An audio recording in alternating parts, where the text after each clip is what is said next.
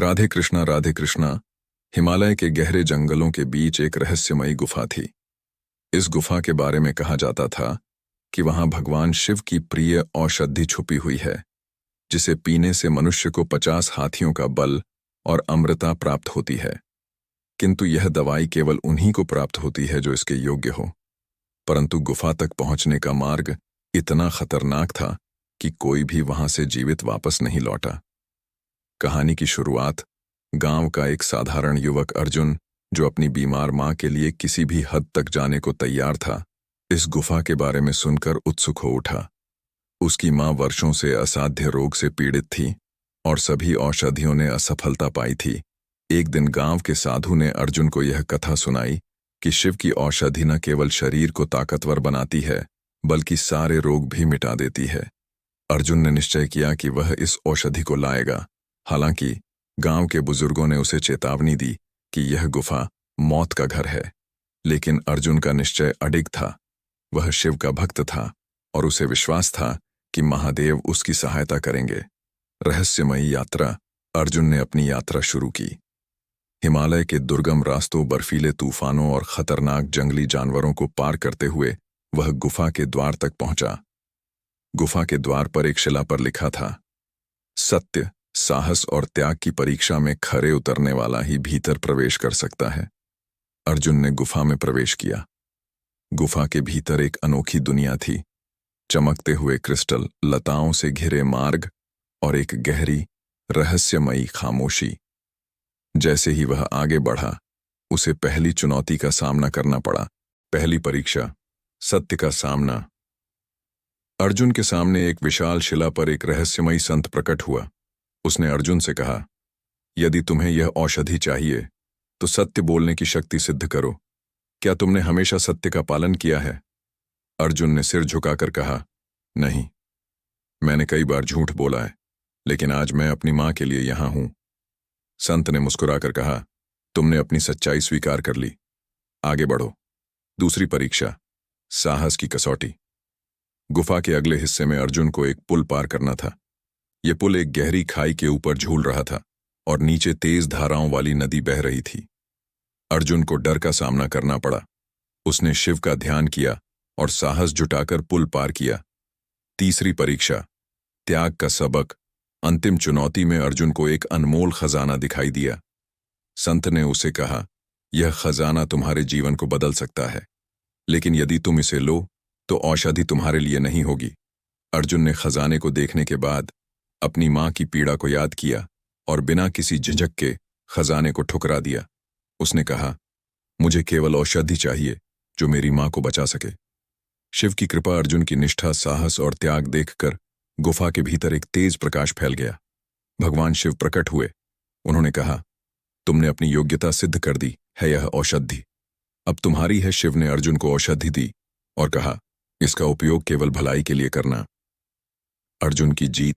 अर्जुन औषधि लेकर अपनी मां के पास पहुंचा। मां ने औषधि का सेवन किया और कुछ ही दिनों में स्वस्थ हो गई।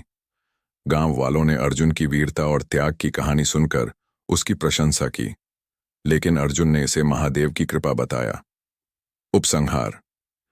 यह कहानी हमें सिखाती है कि सच्चाई, साहस और त्याग से हर मुश्किल को पार किया जा सकता है।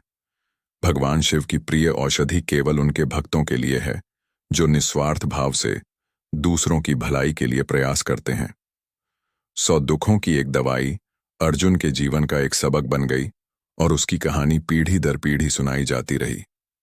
अर्जुन का नया सफर। जब अर्जुन की मां स्वस्थ हो गई और गांव में उसकी वीरता की कहानी हर तरफ फैल गई, तो अर्जुन का जीवन फिर से शांत हो गया। लेकिन भगवान शिव की औषधि का रहस्य उसके मन में एक और सवाल छोड़ गया।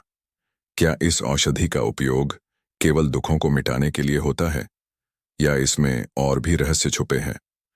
अर्जुन ने शिव की भक्ति में खुद को समर्पित कर दिया। लेकिन एक दिन गांव में अजीब घटनाएं होने लगीं। अचानक लोग बीमार पड़ने लगे, फसलें बर्बाद हो गईं और आसपास के जंगलों में अजीब सी गूंजने वाली आवाजें सुनाई देने लगीं। गांव के बुजुर्गों ने इसे अपशकुन माना, एक नई चुनौती। गांव में एक बूढ़ी महिला आई। उसने अर्जुन को बुलाकर कहा, तूने औषधि लाई थी, लेकिन गुफा के रहस्य अब जाग चुके हैं। जो माया, मोह और मृत्यु को चुनौती देता है, उसे इसकी कीमत चुकानी पड़ती है।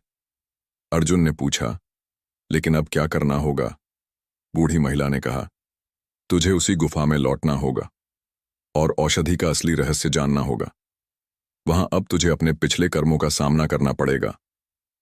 अर्जुन घबरा गया, लेकिन उसने निश्चय किया कि यदि यह गांव के लोगों की रक्षा का सवाल है तो वह अपनी जान की परवाह नहीं करेगा। गुफा में वापसी। इस बार गुफा पहले से भी अधिक भयावह लग रही थी। जैसे ही अर्जुन ने प्रवेश किया, उसे चारों ओर गहरा अंधेरा दिखाई दिया। अचानक एक आवाज गूंजी, तू वापस क्यों आया है?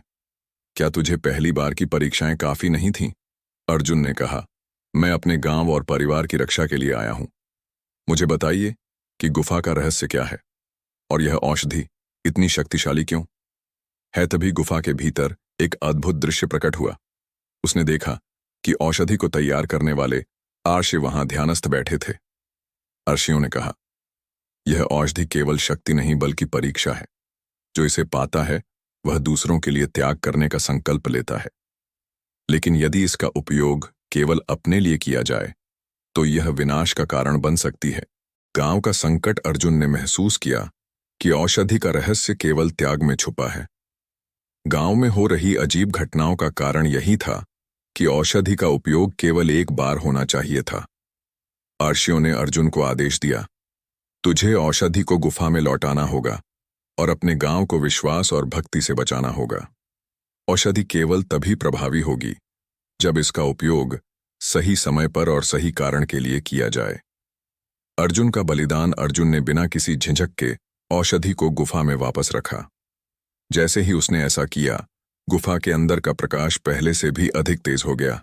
शिव की आवाज गूंजी, अर्जुन, तूने अपने गांव के लिए अपना सबसे बड़ा त्याग किया है।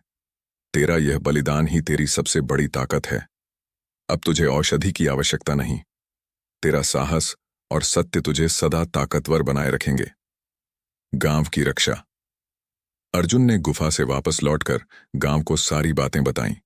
धीरे धीरे गांव में सब कुछ सामान्य हो गया। लोग बीमारियों से मुक्त हो गए और फसलें फिर से हरी भरी होने लगीं। अर्जुन को सभी ने एक नायक के रूप में देखा, लेकिन अर्जुन ने इसे शिव की कृपा माना। शिक्षा। अर्जुन की यह दूसरी यात्रा हमें सिखाती है कि सच्ची शक्ति केवल भौतिक साधनों में नहीं बल्कि अपने कर्मों, त्याग और निस्वार्थ सेवा में है।